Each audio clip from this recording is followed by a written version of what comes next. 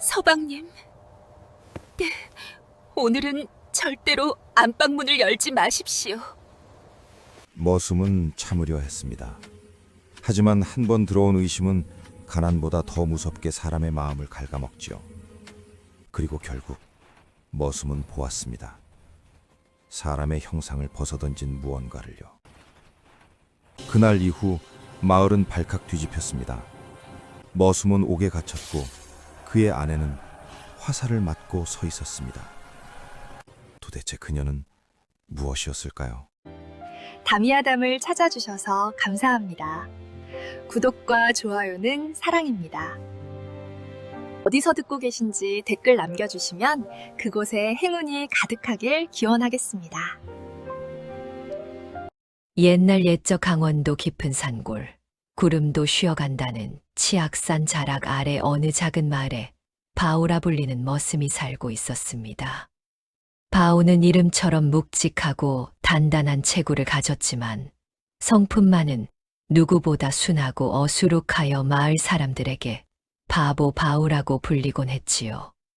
그는 이른 새벽동이 트기도 전에 일어나 남의 집 마당을 쓸고 산에 올라 나무를 한 짐 가득 해오는 것으로 하루를 시작했습니다. 바오에게는 앞을 못 보시는 홀어머니가 계셨는데 자신이 배를 고를지언정 어머니의 밥상에는 항상 따뜻한 숭늉이라도 올리려 애쓰는 효자 중의 효자였습니다. 비록 기워 입은 무명옷은 남루하고 손등은 거칠게 터져 있었으나 바오는 우직하게 일하며 언젠가 어머니를 모시고 남부럽지 않게 살 날만을 꿈꾸었습니다. 하지만 가진 것이라곤 튼튼한 두 팔뿐인 머슴처지에 장가는커녕 끼니를 걱정해야 하는 것이 그의 고단한 현실이었습니다. 마을 처녀들은 힘 좋은 바오를 보며 듬직하다 여기면서도 그 가난한 살림살이를 생각하면 누구 하나 선뜻 곁을 내주려 하지 않았습니다.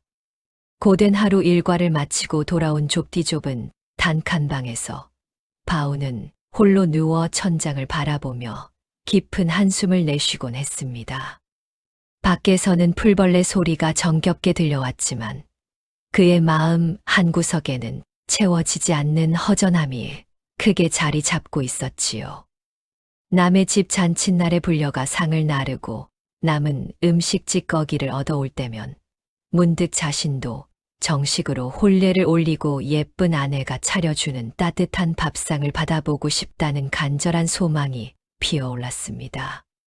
바오는 장터에서 보았던 고운 비단 치마를 떠올렸습니다. 내 언젠가 돈을 많이 벌게 된다면 우리 어머니와 내 아내 될 사람에게 저리 고운 옷 한 벌씩은 꼭 해 입히겠노라 하고 혼자 다짐하며 주먹을 불끈 쥐었지요. 그러나 현실은 차가웠습니다. 마을의 권세가인 방영감댁에서 뼈 빠지게 일해도 돌아오는 것은 겨우 입에 풀 칠할 정도의 보리쌀 뿐이었으니 바오의 가슴속 갈증은 날로 깊어만 갔습니다. 밤마다 바오는 꿈을 꾸었습니다. 얼굴도 모르는 고운 낭자가 나타나 제 거친 손을 잡아주며 고생 많았다고 다독여주는 그런 꿈 말이지요. 남들은 바보라 비웃으며 장가는 포기하라고 손가락질했지만 바오의 순수한 심장 밑바닥에는 사랑받고 싶고 누군가를 지켜주고 싶다는 뜨거운 욕망이 한 줄기 불꽃처럼 타오르고 있었습니다. 어쩌면 그 간절함이 하늘에 닿았던 것일까요? 평범하기만 하던 바오의 일상에 조금씩 기이한 기운이 스며들기 시작했습니다. 그러던 어느 늦은 가을날이었습니다. 바오는 여느 때와 다름없이 지게를 지고 치악산 깊은 골짜기로 발걸음을 옮겼지요. 그날따라 산속의 공기는 이상하리만큼 차갑고 무거웠으며 새들의 지저김조차 뚝 끊겨 정막만이 감돌았습니다. 바오가 평소에는 감히 발을 들이지 않던 범의 골 근처에 다다랐을 때 갑자기 눈앞을 가로막는 신비로운 안개가 피어오르기 시작했습니다. 그 안개는 마치 살아있는 뱀처럼 바오의 발목을 휘감았고 어디선가 은은한 방울 소리가 딸랑거리며 들려왔습니다. 이상하네. 이 깊은 산 중에 웬 방울 소리란 말인가. 바오는 고개를 갸우뚱하며 소리가 나는 쪽으로 귀를 기울였습니다. 평소 같으면 겁이 나 뒷걸음질 쳤을 법도 했지만 그날은 무엇인가에 홀린 듯 자꾸만 안개 속으로 발길이 끌렸습니다. 안개가 걷히는 찰나마다 언뜻언뜻 보이는 풍경은 예전에 보던 산의 모습이 아니었으며 공기 중에는 달콤하면서도 알싸한 꽃향기가 감돌아 바오의 정신을 아찔하게 만들었습니다. 홀린 듯 안개 속을 헤치던 바오는 이내 웅장한 물소리가 들려오는 은밀한 폭포 아래에 다다랐습니다. 그곳은 인간의 발길이 닿지 않은 듯 기암괴석이 병풍처럼 둘러쳐져 있었고 폭포수 위로 내리쬐는 달빛은 마치 은가루를 뿌려놓은 듯 영롱하게 빛나고 있었지요. 그런데 그 맑은 물속에서 누군가 목욕을 하고 있는 것이 아니겠습니까? 바오는 숨이 멎는 듯한 충격에 그만 바위 뒤로 몸을 숨겼습니다. 물속에 있는 여인의 자태는 그야말로 선녀가 지상에 내려온 듯 눈부셨습니다.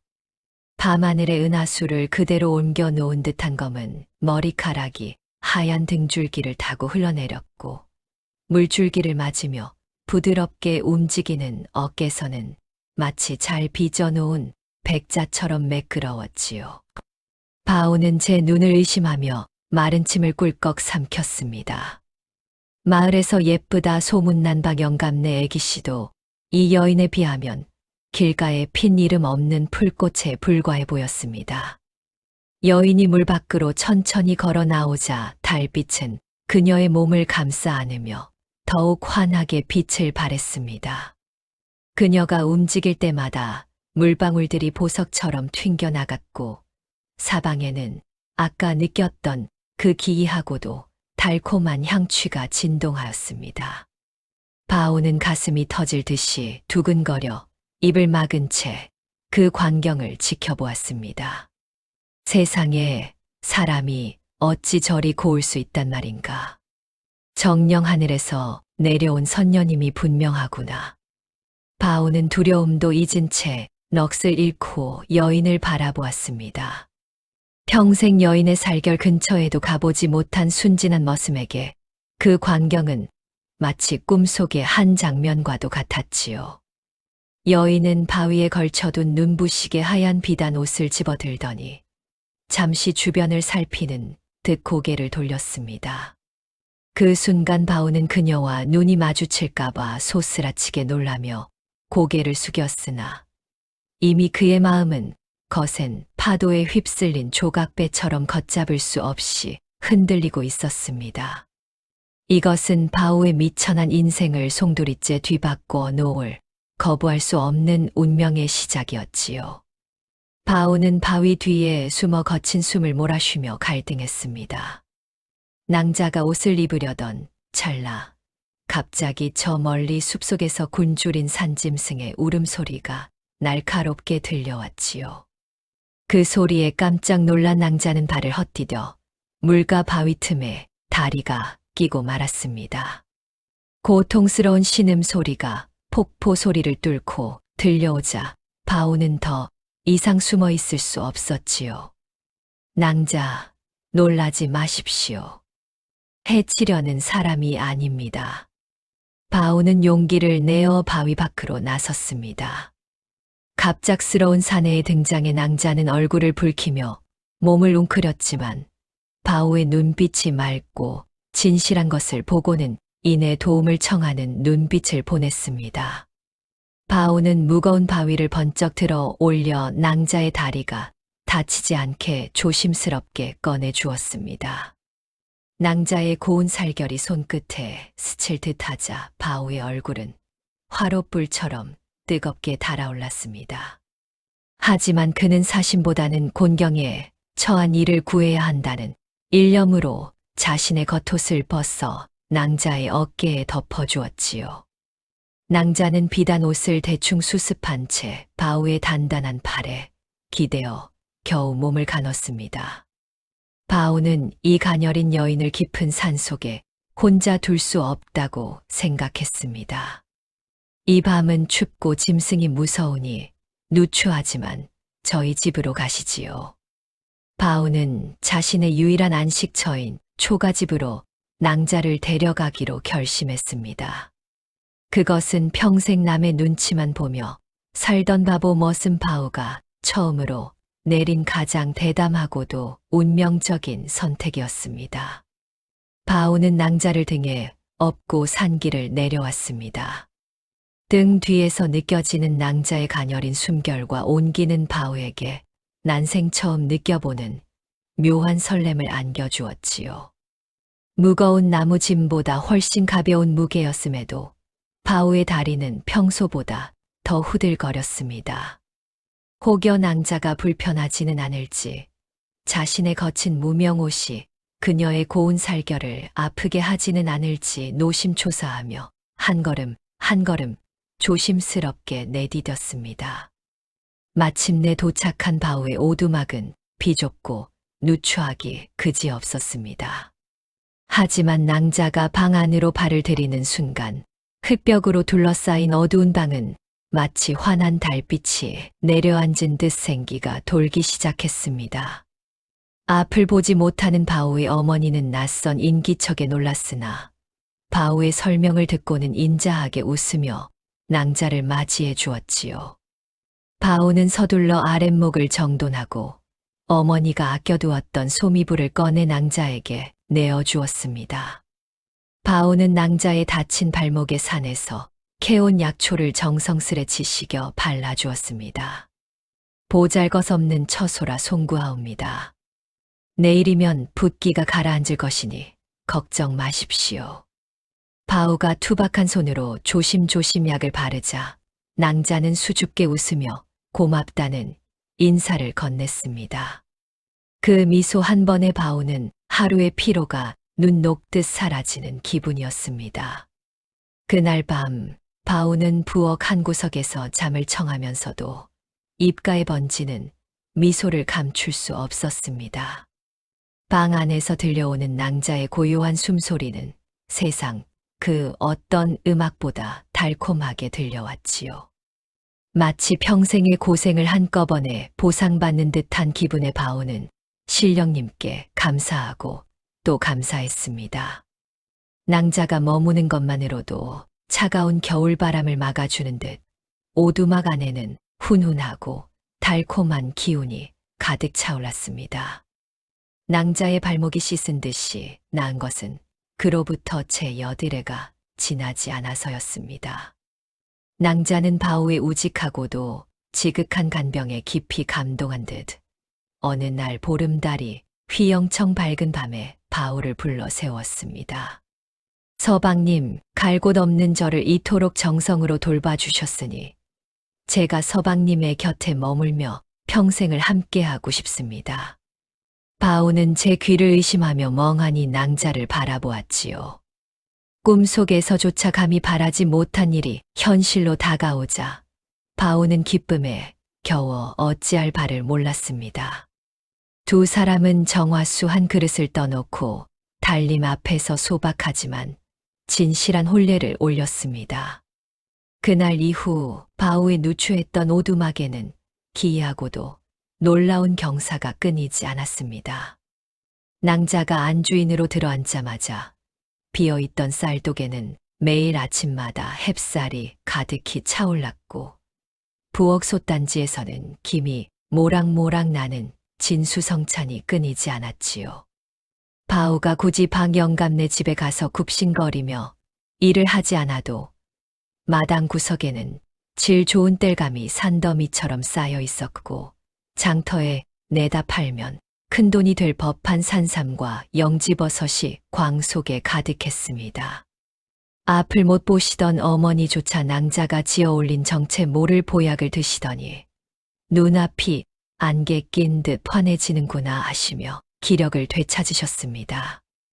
마을 사람들은 하루아침에 횡재한 바울을 보며 시기 어린 눈길을 보냈지만 바오는 오직 낭자만을 바라보며 행복에 젖어 살았습니다. 해가 뉘엿뉘엿 지는 저녁이면 낭자는 마당 끝까지 나와 바오를 맞이했습니다. 바오가 집으로 돌아오면 낭자는 고운 손으로 바오의 땀을 닦아주었고 두 사람은 나란히 앉아 서로의 온기를 나누었지요. 방 안의 공기는 마치 백합꽃이 활짝 피어난 듯 달콤한 향기로 가득 찼으며 화롯불이 타닥타닥 타오르는 소리는 두 사람의 사랑을 축복하는 노랫소리처럼 들렸습니다. 바오는 낭자의 비단결 같은 머리카락을 만지며 이것이 정령 현실인지 몇 번이고 제 살을 꼬집어 보았습니다. 낭자의 숨결이 가까워질 때면 바오의 가슴은 마치 봄날의 아지랑이가 피어오르듯 간지러웠고 세상 그 무엇도 부럽지 않은 충만함이 온몸을 감쌌습니다.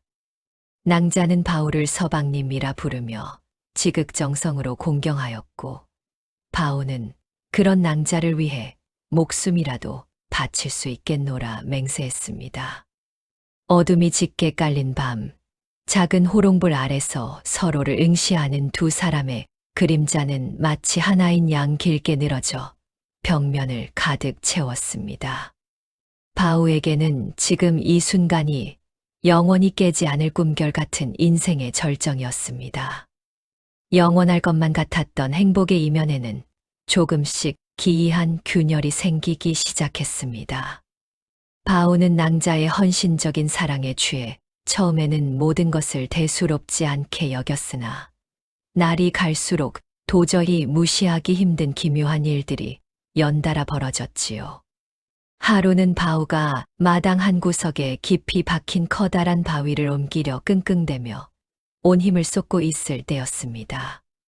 뒤따라온 낭자가 가녀린 손으로 바위를 살짝 밀자 성인 장정 여럿이 달려들어도 꼼짝 않던 돌덩이가 마치 가벼운 솜털처럼 구석으로 굴러가는 것이 아니겠습니까? 바오는 깜짝 놀라 눈을 크게 뜨고 낭자를 바라보았지만 낭자는 그저 평소처럼 수줍게 웃으며 서방님을 돕고 싶은 간절한 마음에 잠시 기운이 났나 봅니다. 하고 부드럽게 넘길 뿐이었습니다. 그뿐만이 아니었습니다. 깊은 밤 바오가 잠결의 갈증을 느껴 물을 마시려 일어났을 때 일이었습니다.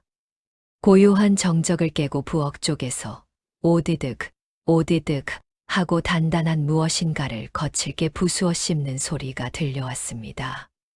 바오가 조심스레 문틈 사이로 부엌 안을 들여다보니 낭자가 어둠 속에서 커다란 짐승의 뼈를 통째로 으스러뜨리며 삼키는 듯한 기괴한 그림자가 벽면에 비쳤지요.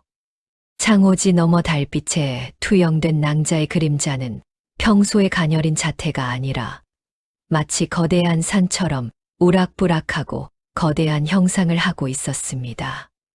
바오는 심장이 입 밖으로 튀어나올 듯한 공포를 느꼈으나 내가 고된 일에 피곤하여 헛것을 보는 것이겠지 하며 애써 스스로를 다독였습니다.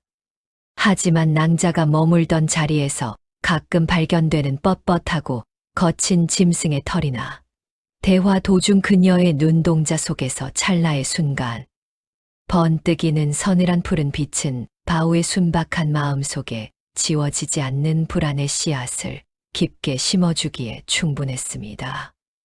바오는 낭자를 진심으로 사랑했기에 의심을 지우려 노력했으나 마음 한구석에서 피어오르는 서늘한 기운까지는 어찌할 도리가 없었습니다. 마을 사람들 사이에서는 바오네 집을 두고 흉흉한 소문이 꼬리에 꼬리를 물고 이어졌습니다. 누구는 밤마다 바오의 집 뒷산에서 정체 모를 도깨비불이 수십 개씩 춤을 추는 것을 보았다고 했고 또 누구는 바오의 낭자가 장정 여럿도 들지 못할 커다란 바위를 장난감처럼 굴리는 것을 목격했다며 몸서리를 쳤지요. 특히 바오에게 머슴살이를 시켰던 박 영감은 갑자기 큰 부자가 된 바오가 눈의 가시 같았습니다. 그 어수룩한 놈이 무슨 재주로 저리 기와지 부럽지 않게 산단 말인가. 필시 사람의 피를 빨아먹는 요물이나 귀신을 불러들인 것이 분명하네. 박영감의 악에 섞인 말은 산골 마을 전체로 빠르게 퍼져나갔습니다. 어느 날 오후 바우가 장터에 나갔을 때 마을 사람들이 옹기종기 모여 수군거리는 소리가 들려왔습니다. 글쎄, 어젯밤 김씨네 집 외양간에서 송아지가 감쪽같이 사라졌는데 바우네 집 마당에서 커다란 발자국을 봤다는 사람이 있대. 사람 발자국이라기엔 너무 크고 짐승이라기엔 발가락이 5개였다지 뭐야. 바우는 가슴이 철렁 내려앉았지만 애써 못 들은 척하며 집으로 발걸음을 재촉했습니다. 하지만 집으로 돌아오는 내내 사람들의 수군거림이 귓가를 맴돌았고 낭자의 정체에 대한 의문은 이제 바우의 머릿속을 가득 메운 시커먼 먹구름이 되었습니다. 집에 도착하자 낭자는 여느 때와 다름없이 고운 미소로 바우를 맞이했습니다. 그녀가 내어준 저녁상에는 기름진 고기와 향긋한 술이 올랐으나 바우는 그것이 어디서 난 것인지 차마 묻지 못한 채 목구멍으로 간신히 넘길 뿐이었지요. 낭자의 가녀린 손목을 문득 바라보니 그곳에는 평소 보지 못했던 거친 흉터와 푸르스름한 멍 자국이 선명하게 남아 있었습니다. 낭자, 이 상처는 어찌 된 것이오? 바우의 조심스러운 물음에 낭자는 황급히 소매를 내리며 잠시 숲길을 걷다 가시에 찔린 것뿐이니 걱정 마십시오 하고 말을 아꼈습니다. 하지만 그날 밤 바우는 낭자가 잠든 사이 그녀의 옷보따리 구석에서 쇠 냄새가 진동하는 묵직한 가죽 주머니를 발견했습니다. 그 주머니 속에는 은덩이와 함께 정체 모를 억센 털뭉치가 들어 있었고 바우는 그것을 손에 쥐고 밤새 잠을 이루지 못한 채 낭자의 고요한 숨소리를 지켜보았습니다. 낭자의 정체가 무엇이든 자신을 위하는 마음만은 진실이라 믿고 싶었지만 주머니에서 풍겨 나오는 비릿한 냄새는 바우의 마음을 한없이 무겁게 짓눌렀습니다. 불안의 씨앗이 가슴 한구석에 남아 있었으나 바우는 낭자가 베풀어주는 지극한 사랑과 평온한 일상 앞에 결국 그 의심을 덮어두기로 마음먹었습니다. 설령 낭자가 숲의 정령이든 산속의 여우든 나 같은 천한 머슴을 사람 대접해주고 우리 어머니를 친부모처럼 모시는 이 정성이 어찌 거짓이겠는가.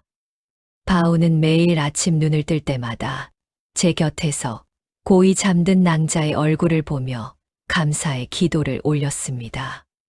어느덧 산천 초목에는 푸른 기운이 완연한 만춘의 계절이 찾아왔고 두 사람의 살림은 날이 갈수록 번창하여 이제는 고을에서 모르는 이가 없을 정도가 되었지요. 낭자는 바우를 위해 세상에서 가장 귀한 옷감으로 손수 옷을 지어 올렸습니다. 바우가 그 고운 옷을 입고 마당에 서면 마을 사람들은 바보 바우가 아니라 어느 대귀공자라 해도 믿겠구나 하며 칭송이 자자했습니다. 앞을 보지 못하던 어머니는 이제 희미하게나마 사물의 형체를 알아볼 정도로 눈이 밝아지셨고 낭자를 복덩이 며느리라 부르며 손을 놓지 않으셨습니다. 세 식구가 둘러앉아 고기 반찬 가득한 저녁을 먹고 나면 낭자는 바우의 무릎을 베고 누워 저 멀리 밤하늘의 별자리에 얽힌 신비로운 이야기들을 들려주곤 했습니다. 그 무렵 두 사람의 금슬은 마치 한 쌍의 원앙과도 같아 보는 이들의 부러움을 샀습니다. 낭자는 바우의 거친 손을 자신의 뺨에 갖다 대며 서방님과 이렇게 평생을 살 수 있다면 죽어도 여한이 없겠습니다. 하고 속삭였고 바우는 그런 낭자를 품에 꼭 안으며 세상 모든 풍파로부터 그녀를 지켜주겠노라 맹세했습니다. 달빛이 창호지를 통해 은은하게 스며드는 밤이면 방 안에는 형용할 수 없는 향기로운 꽃내음이 진동하였고 두 사람의 숨결은 하나가 되어 깊어가는 밤을 수놓았습니다. 이 시기는 바오의 인생에서 가장 찬란하고도 평화로운 시절이었습니다. 곳간에는 곡식이 가득하고 사랑하는 아내는 눈부시게 아름다우며 어머니의 건강 또한 회복되었으니 더 바랄 것이 무엇이겠습니까? 바오는 방 영감네 집에서 문매를 맞으며 배를 골턴 시절이 전생에 일처럼 멀게만 느껴졌습니다. 하지만 하늘은 인간에게 영원한 행복만을 허락하지 않는 법이지요. 낭자가 베푼 이 모든 풍요와 사랑 뒤에는 결코 넘어서는 안 될 엄격한 금기가 숨겨져 있었습니다. 폭풍전야와도 같은 정적 속에서 바오의 호기심과 운명은 서서히 비극의 소용돌이를 향해 발을 내딛고 있었습니다. 평화로운 나날이 이어지던 어느 상망의 밤이었습니다. 그날따라 달빛은 구름 뒤로 숨어 사방이 칠흑같이 어두웠고 산짐승조차 숨을 죽인 듯 기이한 정적이 마을을 감싸고 있었지요. 낭자는 평소와 달리 몹시 창백한 안색으로 바오를 불러 세웠습니다.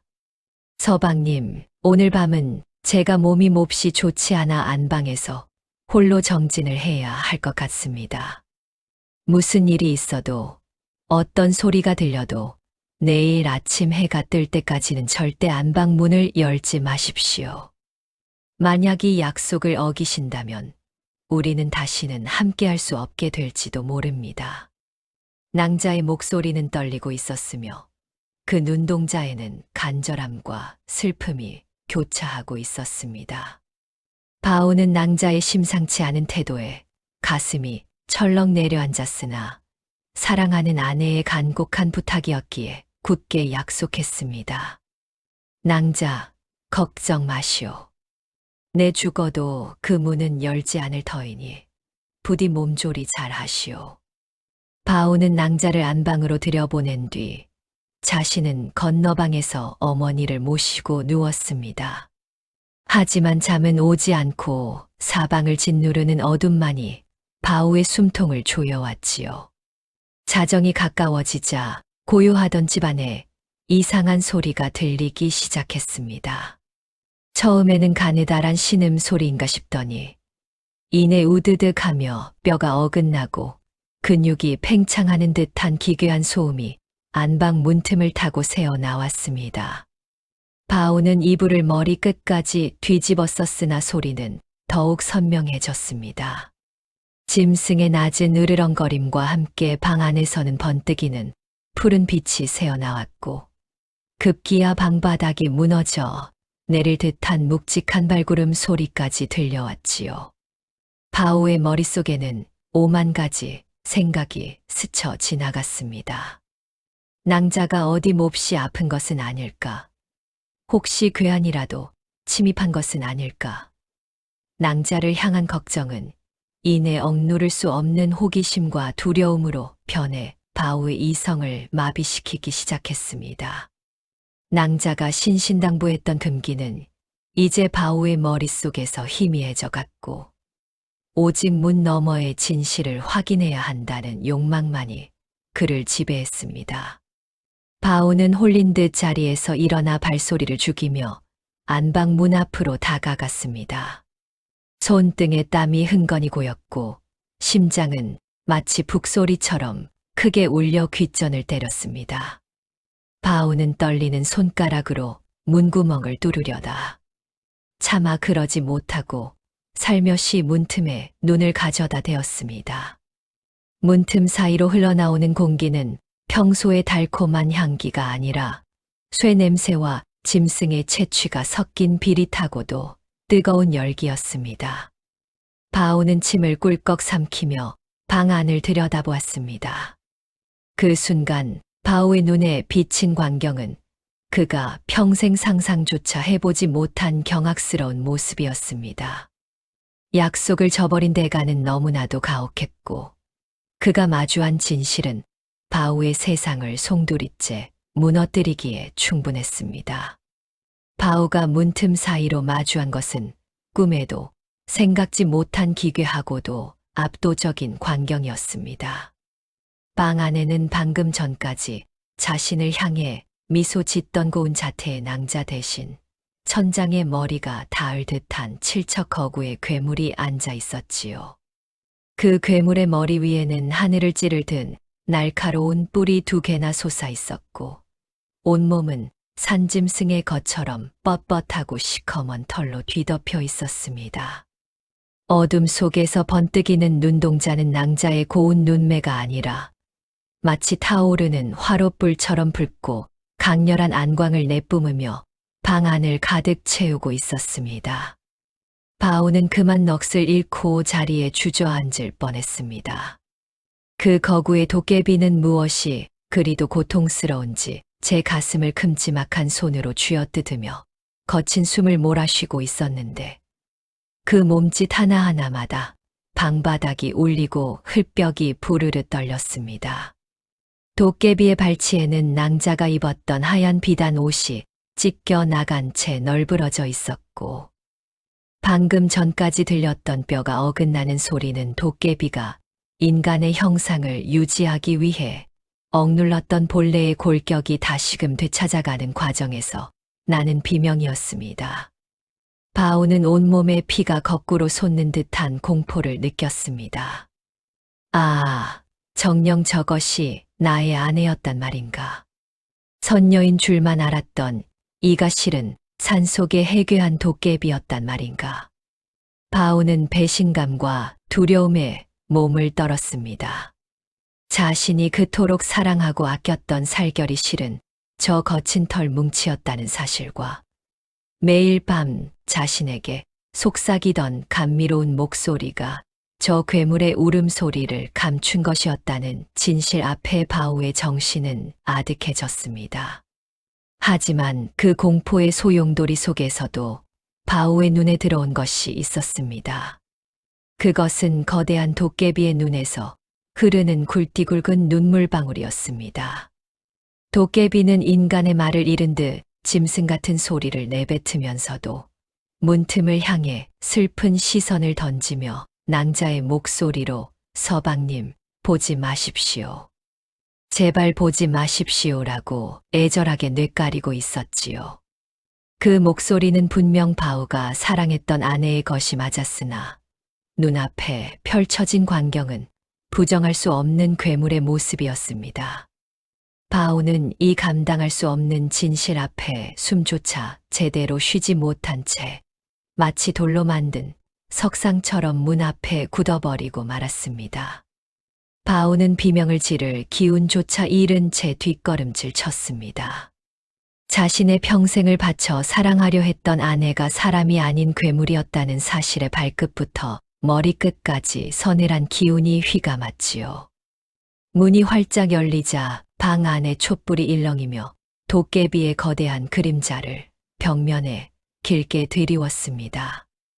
도깨비는 바오를 향해 투박하고 거대한 손을 뻗었으나 바오는 마치 독사에 닿은 듯 몸을 사시나무 떨듯 떨며 소리쳤습니다. 가까이 오지 마시오. 당신은 사람이 아니지 않소. 나를 속이고 우리 어머니까지 속인 저주받은 괴물이었단 말이오. 바오의 모진 말은 화살이 되어 도깨비의 가슴에 박혔습니다. 도깨비의 붉은 안광이 일렁이더니 이내 굵은 눈물을 뚝뚝 흘리기 시작했지요. 도깨비는 짐승의 쇳소리와 낭자의 가녀린 목소리가 뒤섞인 기괴한 음성으로 애원했습니다. 서방님, 제 진심마저 거짓은 아니었습니다. 인간이 되고 싶어 당신의 곁에서 평범한 여인으로 늙어가고 싶어 1000년의 세월을 견디며 기도를 올렸습니다. 제발 저를 버리지 마십시오. 제 외양은 이럴지라도 당신을 향한 연정만큼은 이 세상 누구보다 깊사옵니다. 하지만 공포의 눈이 먼 바오에게 그 애절한 고백은 그저 괴물의 울음소리로만 들릴 뿐이었습니다. 바오는 아내를 뒤로하고 신발도 제대로 신지 못한 채 마당으로 뛰어나갔습니다. 낭자가 베풀었던 그 모든 은혜와 따뜻했던 손길은 이제 시커먼 공포와 배신감으로 변하여 바오의 목을 죄어왔지요. 귀신이다. 도깨비가 우리 집에 살고 있다. 바오는 캄캄한 밤길을 미친 듯이 달렸습니다. 등 뒤에서 들려오는 도깨비의 구슬픈 울음소리는 산천을 울리고 바오의 심장을 도려내는 듯 했으나 바오는 오직 이 끔찍한 현실로부터 도망쳐야 한다는 생각뿐이었습니다. 한때는 서로의 숨결을 나누며 영원을 약속했던 부부였으나 한순간에 깨져버린 신뢰는 다시는 붙잡을 수 없는 연기처럼 흩어지고 말았습니다. 바오는 마을을 향해 내달리며 자신이 그토록 그리워하던 평범한 일상이 얼마나 소중했는지, 그리고 자신이 마주한 진실이 얼마나 감당하기 힘든 무게인지를 뼈저리게 실감했습니다. 두 사람을 하나로 묶어주었던 인연의 끈은 그렇게 처참하게 끊어져 버리고 말았습니다. 바오가 공포에 질려 도깨비의 존재를 울부짖으며 마을로 뛰어들어오자 이를 가장 먼저 반긴 이는 마을의 탐욕스러운 지주 박영감이었습니다. 박영감은 평소에도 이름 없는 머슴이었던 바오가 갑자기 으리으리한 재물을 모으고 고운 아내를 얻은 것을 몹시 시기하던 자였지요. 그는 바오의 외침을 듣자마자 이것이 바오를 파멸시키고 그 재산을 통째로 가로챌 절호의 기회임을 직감했습니다. 박영감의 가느다란 눈매에는 비열한 탐욕의 빛이 서렸고 입가에는 비릿한 웃음이 번졌습니다. 박영감은 마을 사람들을 선동하기 시작했습니다. 여러분, 내 일찍이 경고하지 않았소. 저 바보 바오 놈이 요물과 정을 통해 우리 마을의 정기를 빨아먹고 있었던 것이요. 저 괴물을 그대로 두었다가는 우리 고을 전체가 피바다가 될 것이 분명하오. 박영감의 서슬퍼런 외침에 겁에 질린 마을 사람들은 동요하기 시작했습니다. 하지만 박영감의 진짜 목적은 마을의 안위가 아니었습니다. 도깨비가 가진 신비한 힘과 바오의 집안 깊숙이 숨겨져 있을 보물들이 탐이 났을 뿐이었지요. 박영감은 곧장 인근 산속에 숨어 지내던 무자비한 사냥꾼들을 불러 모았습니다. 그들은 돈만 준다면 산신령이라도 쏘아 맞출 냉혈한들이었지요. 사냥꾼들의 우두머리는 얼굴에 커다란 흉터가 있는 자로 그의 눈동자에는 일말의 자비도 찾아볼 수 없었습니다. 박영감은 사냥꾼들에게 은밀히 명령했습니다. 그 도깨비 괴물을 생포해 오너라. 죽여도 좋으나 놈이 재물을 어디에 숨겼는지 알아내기 전까지는 숨통을 끊지 마라. 그리고 바오 그놈은 도깨비와 공모한 죄를 물어 당장 관가에 넘겨 옥에 가두도록 하라. 박영감의 계략은 빈틈이 없었습니다. 그는 바오를 관가에 고발하여 그의 손발을 묶어버린 뒤 주인 없는 집을 샅샅이 뒤져 도깨비의 방망이나 황금을 차지할 속셈이었지요. 사냥꾼들은 날카로운 화살촉에 독을 바르고 튼튼한 쇠사슬을 정비하며 도깨비 사냥 준비를 마쳤습니다. 칠흑 같은 어둠 속에서 박영감과 사냥꾼들의 눈빛은 도깨비보다 더 잔혹하게 빛나고 있었습니다. 순박한 바오와 그를 진심으로 사랑했던 도깨비 아내 앞에는 이제 인간의 탈을 쓴 진짜 괴물들이 다가오고 있었던 것입니다. 차디찬 관가 옥사에 갇힌 바오는 눅눅한 집더미 위에 주저앉아 제 머리를 쥐어 뜯었습니다. 박영감의 고발로 도깨비와 내통하여 마을의 정기를 어지럽혔다는 누명을 쓴 채 그는 차가운 칼을 목에 쓰고 매질을 견뎌야 했지요. 내가 어리석었어. 낭자가 그토록 간곡히 부탁했거늘 그 한 번의 호기심을 참지 못해 이 사달을 내다니. 바오의 가슴은 회한과 공포로 갈기갈기 찢겨 나갔습니다. 낭자가 도깨비였다는 사실보다 자신을 위해 헌신했던 아내를 괴물이라 부르며 내쫓았던 제 자신의 모진 말들이 더 아프게 심장을 찔렀습니다. 그 시각 바오의 오두막은 그야말로 아수라장이 되어 있었습니다. 박영감이 보낸 사냥꾼들은 횃불을 치켜들고 집을 에워쌌으며 탐욕에 눈이 먼 머슴들은 집 안의 가구들을 때려 부수며 보물을 찾으라 소리쳤지요. 앞을 보지 못하는 바오의 어머니는 마당 한복판에서 떨며 아들의 이름을 불렀으나 무자비한 사냥꾼들은 노모를 밀쳐내며 도깨비의 행방을 추궁했습니다. 이 괴물 할멈아, 내 며느리라는 요물이 어디에 숨었느냐? 어서 보물이 있는 곳을 대지 못할까? 박영감의 표독스러운 외침이 어두운 밤하늘을 갈랐습니다. 안방 구석에 웅크리고 있던 도깨비 아내는 인간들의 잔혹함을 목격하며 고통스러운 신음을 내뱉었습니다. 금기를 깬 대가로 여인의 형상을 되찾지 못한 채 그녀는 거대한 도깨비의 몸으로 눈물을 흘리고 있었지요. 당장이라도 밖으로 나가 저 가소로운 인간들을 단숨에 제압할 힘이 있었으나 그녀는 그러지 못했습니다. 만약 자신이 여기서 힘을 쓴다면 옥에 갇힌 바오가 정말로 도깨비와 공모한 대역죄인이 되어 목숨을 잃을지도 모른다는 두려움 때문이었습니다. 사냥꾼들은 집안에 기름을 뿌리고 불을 지르겠다며 협박을 일삼았습니다. 나오지 않으면 이 집을 통째로 태워버리겠다. 매캐한 연기가 방 안으로 스며들고 밖에서는 노모의 비명소리가 들려오자 도깨비 아내의 심장은 타들어가는 듯 했습니다. 그녀는 자신의 정체가 발각된 슬픔보다 홀로 남겨진 남편과 시어머니가 겪는 시련이 자신의 탓인 것만 같아 가슴을 쳤습니다. 몽둥이질과 욕설이 난무하는 가운데 도깨비 아내는 차라리 자신이 죽어 이 모든 화를 끝내야 하는 것인지 깊은 고뇌에 빠졌습니다. 바오를 향한 연정은 이토록 모진 시련 속에서도 식지 않고 타올랐으나 현실은 그들을 벼랑 끝으로 몰아넣고 있었습니다. 박영감은 옥사에 갇혀 신음하는 바오를 찾아가 비열한 미소를 지었습니다. 박영감은 바오에게 다가가 달콤한 목소리로 속삭였지요. 자네가 살 길은 단 하나뿐이네. 그 요물 같은 도깨비가 숨겨둔 보물을 내놓으라고 설득하게. 그러면 내 사또께 잘 말해서 자네 목숨만은 살려주겠네.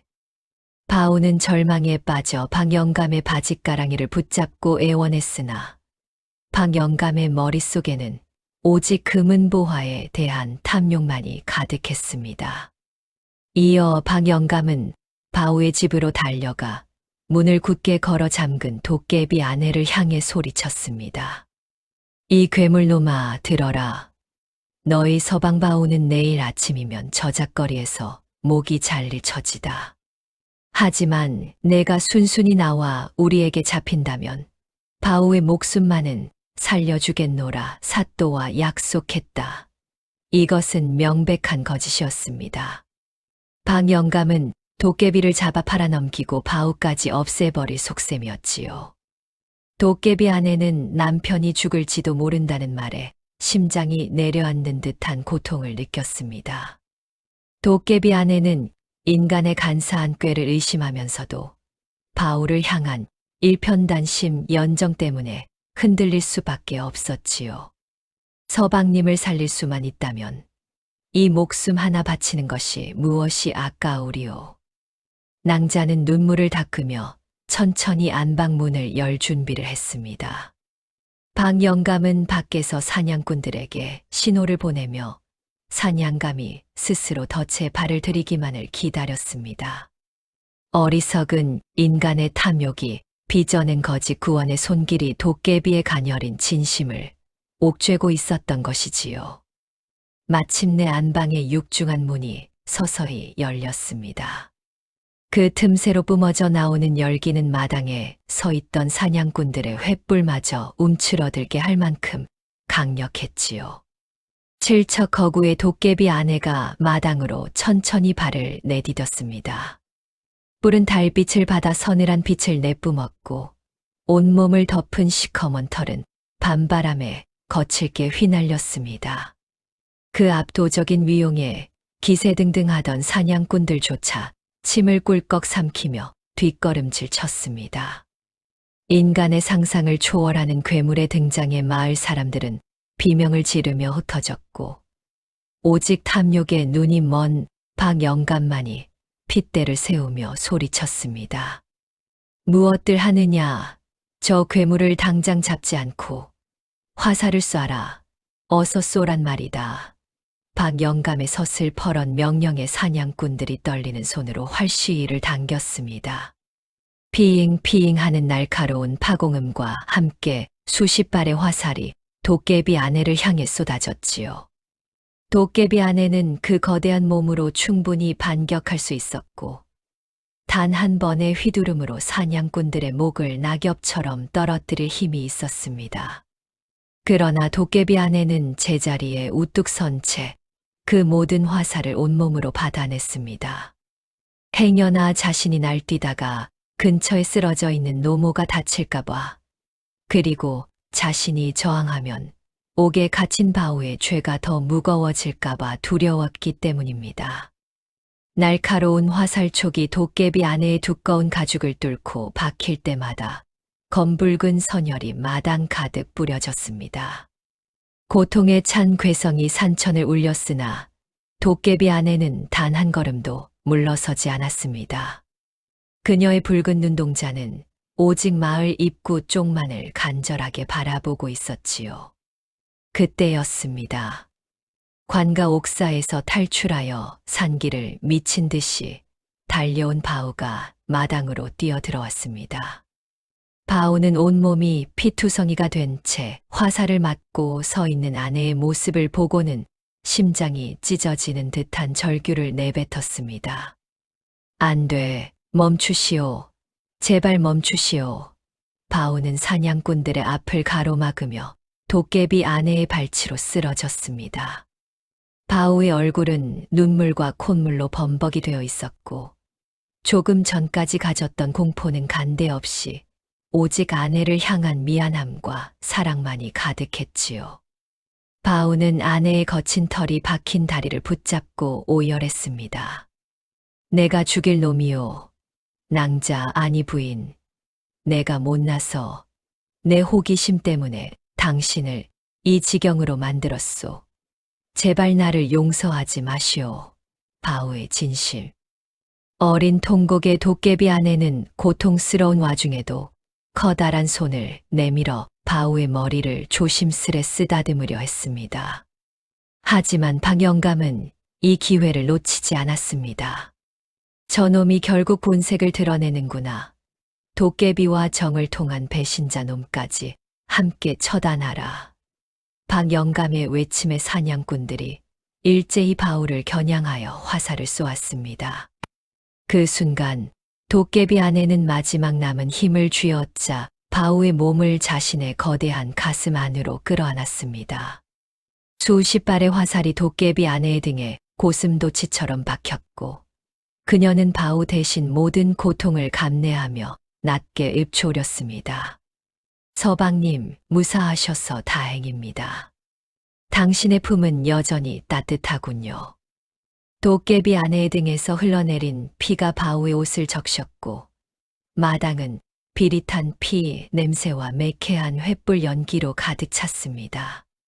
사냥꾼들은 이제 쇠사슬을 가져와 쓰러져가는 도깨비 아내의 목과 팔다리를 옥죄기 시작했습니다. 쇠사슬이 살을 파고드는 소리가 정적을 깨웠고 박영감은 승리감에 도취하여 광기 어린 웃음을 터뜨렸습니다. 바오는 아내의 품 안에서 울부짖으며 하늘을 원망했습니다. 신령님이 계시다면 어찌 이리 가혹하단 말입니까? 진정 괴물은 저들이지 내 아내가 아니란 말입니다. 절체절명의 위기 속에서 도깨비 아내의 숨소리는 점점 가늘어갔고 바오의 절규는 어두운 밤하늘로 허망하게 흩어지고 있었습니다. 그때였습니다. 갑자기 마른 하늘에서 벼락이 치는 듯한 굉음이 울려 퍼지더니 치악산 전체가 들썩거리며 거대한 진동이 시작되었지요. 박영감과 사냥꾼들은 혼비백산하여 사방을 둘러보았습니다. 어둠이 짙게 깔린 숲속에서 수천 개의 푸른 불꽃이 도깨비불처럼 피어나더니 이내 바우의 집 마당으로 무섭게 들이닥쳤습니다. 그것은 다름 아닌 산속에 살던 수많은 짐승과 작은 도깨비 무리였습니다. 가장 앞장선 것은 바우가 예전에 산길에서 덫에 걸려 신음하던 것을 구해준 새끼 호랑이와 날개를 다쳐 보살펴 주었던 매였습니다. 바우는 그저 가엾은 미물이라 여겨 제 점심인 주먹밥까지 나눠주며 정성을 다했으나 사실 그들은 산의 전기를 타고난 영물들이자 도깨비 아내의 충직한 수하들이었지요. 바우의 순수한 선행이 이 절체절명의 순간에 거대한 기적으로 돌아온 것입니다. 감히 우리 왕비님과 은인인 바우 서방님을 해치려 들다니 인간들의 탐욕이 하늘을 찌르는구나. 수많은 작은 도깨비가 몽둥이를 휘두르며 마당으로 쏟아져 들어오자 사냥꾼들이 쳐놓은 쇠사슬은 힘없이 끊겨 나갔습니다. 바우를 겨냥하던 화살들은 매의 날갯짓 한 번에 허공에서 산산조각이 났고 사냥꾼들은 자신들이 마주한 초자연적인 힘 앞에 무기를 버리고 달아나기 바빴습니다. 바우는 눈앞에 펼쳐진 광경을 믿을 수 없다는 듯 바라보았지요. 도깨비 아내의 상처 입은 등 위로 작은 요정들이 내려앉아 신비로운 가루를 뿌리자 박혀있던 화살촉이 저절로 빠져나오며 검붉은 피가 먹기 시작했습니다. 바우는 그제야 낭자가 왜 그토록 산속 짐승들을 아끼고 가끔 집을 비워 숲으로 향했는지 깨달았습니다. 낭자는 숲의 여왕으로서 미물들을 돌보며 인간 세상을 축복하고 있었던 것이지요. 바우가 베푼 소박한 친절은 사실 거대한 운명의 실타래를 푸는 열쇠였습니다. 바우는 아내의 거대한 손을 다시금 잡았습니다. 이제 그 손은 징그러운 괴물의 것이 아니라 자신과 온 산천을 지켜주는 숭고한 수호자의 손으로 느껴졌습니다. 부인, 제가 무지하여 당신의 깊은 뜻을 몰랐습니다. 당신이 어떤 모습이든 당신은 나를 살리고 우리 어머니를 살린 유일한 내 사람입니다. 바우의 진심 어린 고백이 마당에 울려 퍼지자 도깨비 아내의 붉은 눈동자에는 다시금 따스한 눈물이 고였습니다. 복선은 이토록 아름답게 회수되었고 이제 남은 것은 사악한 인간들의 죄를 묻는 단호한 응징뿐이었습니다. 상황이 역전되자 탐욕에 눈이 멀었던 박영감은 혼비백산하여 뒷걸음질을 쳤습니다. 조금 전까지 기세등등하게 도깨비를 사냥하라 소리치던 비열한 목소리는 이제 가늘게 떨리는 비명이 되어 새어나왔지요. 박영감은 제 목숨줄을 부지하기 위해 도망치려 했으나 성난 도깨비 무리가 뿜어내는 서슬퍼런 기운이 이미 그의 발을 땅바닥에 못 박아 버렸습니다. 수백 마리의 까마귀가 하늘을 덮으며 불길한 울음소리를 내뱉었고 대지는 박영감의 죄를 꾸짖듯 거세게 진동했습니다. 이복의 바우, 나를 좀 살려주게. 내 자네에게 그동안 못되게 굴었던 것을 100배 사죄함세. 자네 집에서 가져간 재물도 다 돌려주고 내 전 재산의 절반을 떼어줄 터이니 제발 저 괴물들을 좀 말려주게. 박영감은 바우의 바짓가랑이를 붙잡고 구걸했습니다. 그러나 이미 돌아서 버린 민심과 하늘의 뜻은 냉혹했습니다. 바우는 박영감의 손을 차갑게 뿌리치며 말했습니다. 영감님, 당신이 탐냈던 것은 재물이 아니라 타인의 행복과 진심이었소. 그것을 짓밟은 대가는 재물로 치를 수 있는 것이 아니오. 그 순간 거대한 도깨비 아내가 하늘을 향해 포효하자 방영감의 거대한 기와 집곳간 문들이 일제히 박살나며 열렸습니다. 그 안에는 방영감이 가난한 백성들의 피땀을 짜내어 모은 쌀 가마니와 은괴들이 산더미처럼 쌓여 있었지요. 도깨비들은 신비로운 바람을 일으켜 그 모든 곡식을 마을 광장으로 옮겨 놓았고, 굶주림에 허덕이던 백성들은 하늘에서 내린 축복이라며 눈물을 흘렸습니다. 방영감이 평생을 바쳐 모은 부당한 재산이 하룻밤 사이에 연기처럼 사라져 버린 것입니다. 방영감의 최후는 더욱 비참했습니다. 도깨비들은 방영감을 산속 깊은 곳, 인간의 발길이 닿지 않는 범의 굴 너머로 끌고 갔습니다. 그는 죽지도 못한 채 평생 도깨비들의 뒤치다꺼리를 하며 자신이 머슴들에게 시켰던 고된 노동을 100배, 1000배로 되돌려 받게 되었지요. 화려한 비단옷은 누더기가 되었고, 기름졌던 안색은 흙빛으로 변하여 산속을 떠돌게 되었습니다. 이를 지켜본 마을 사람들은 권선징악의 준엄함을 뼈저리게 깨달았으며, 다시는 바우와 그 아내를 요물이라 부르며 손가락질하지 못했습니다. 아기는 그렇게 영원한 어둠 속으로 사라졌고, 핏빛으로 물들었던 바우의 마당에는 비로소 정의로운 평화가 찾아왔습니다. 모든 소동이 가라앉고 치악산 자락에 눈부신 아침 해가 떠올랐습니다. 밤새 마당을 뒤덮었던 핏자국은 신비로운 이슬에 씻겨 내려갔고, 매캐했던 연기 대신 싱그러운 풀내음이 온 집안을 감싸 안았지요. 쇠사슬에서 풀려나 바우의 품에 안겨있던 도깨비 아내는 따스한 햇살이 몸에 닿자 기적 같은 변화를 보이기 시작했습니다. 억세고 시커멓던 털들이 한 올 한 올 부드러운 명주실처럼 변하여 흩날렸고, 머리 위에 날카로운 뿔은 마치 봄날의 눈이 녹듯 흔적도 없이 사라졌습니다. 바우의 진심 어린 참회와 희생적인 사랑이 도깨비에게 걸려있던 해묵은 금기를 영원히 깨뜨려 버린 것이지요. 바우는 제 품 안에서 다시금 예전의 고운 자태로 돌아온 아내를 보며 뜨거운 눈물을 흘렸습니다. 이제 그녀는 더 이상 정체를 숨겨야 하는 괴물도, 하늘에서 내려온 선녀도 아닌 오직 바우만을 믿고 의지하는 평범하고도 소중한 아내였습니다.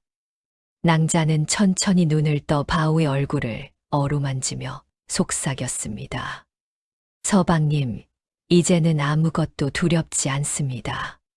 제 본 모습을 보고도 저를 지켜주셨으니 저는 이제 온전한 사람으로 당신의 곁에 머물 수 있게 되었습니다. 두 사람은 서로의 이마를 맞대고 한참 동안 말없이 온기를 나누었습니다.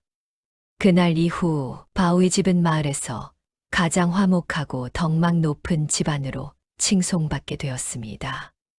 방영감의 곳간에서 풀려난 곡식 덕분에 굶주림을 면한 마을 사람들은 지난날 자신들의 무지와 편견을 사죄하며 바운의 가족을 정성껏 도왔지요. 바운은 더 이상 남의 집 일을 거드는 머슴이 아니었으나 예전의 성실함을 잊지 않고 어려운 이웃을 돌보는 데 앞장섰습니다.